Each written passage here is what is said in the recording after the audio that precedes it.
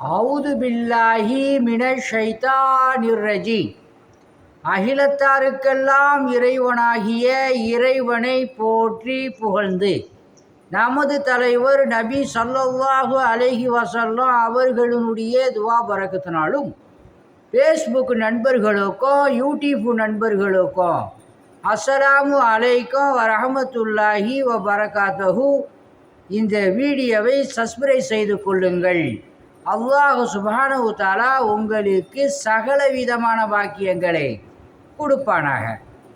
ஆன்மீக முறையில் ஓதி விடப்படும் அல்லாஹுடைய மாபெரும் கிருபையை கொண்டு குணமாகும். அத்தியாயம் 2 வசனம் 89. அவர்களிடம் இருக்கக்கூடிய வேதத்தை மைப்படுத்தக்கூடிய குர்ஆன் என்னும் இந்த வேதம் அவர்களிடம் வந்தது. இதற்கு முன் நிராகரிப்போருக்கு எதிராக வெற்றியை இந்த குர்ஆன் மூலம் அல்லாஹுவிடம் தேடிக்கொண்டிருந்தார்கள். இவ்வாறு முன்பே அவர்கள் அறிந்து வைத்திருந்த வேதமானது அவர்களிடம் வந்தபோது அதை நிராகரித்து விட்டனர்.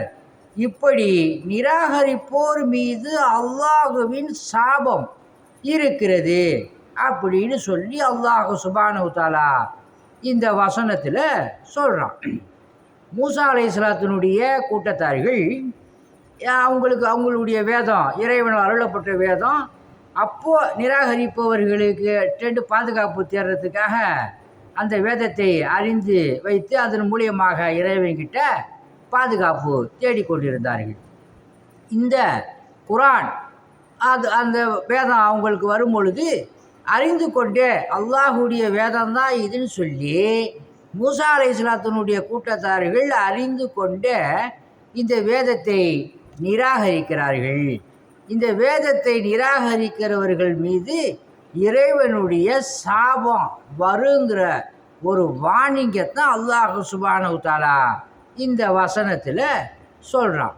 அல்லாஹ் சுப்ஹானஹு தஆலா உங்களையும் என்னையும் இறை வேதத்தை நம்பக்கூடியவர்களாக அதன் பிரகாரம் நடக்கக்கூடியவர்களாக அல்லாஹ் சுப்ஹானஹு தஆலா உங்களையும் என்னையும் ஆக்கி அருள் புரிவானாக என்று சொல்லி எனது உரையை முடிக்கின்றேன்.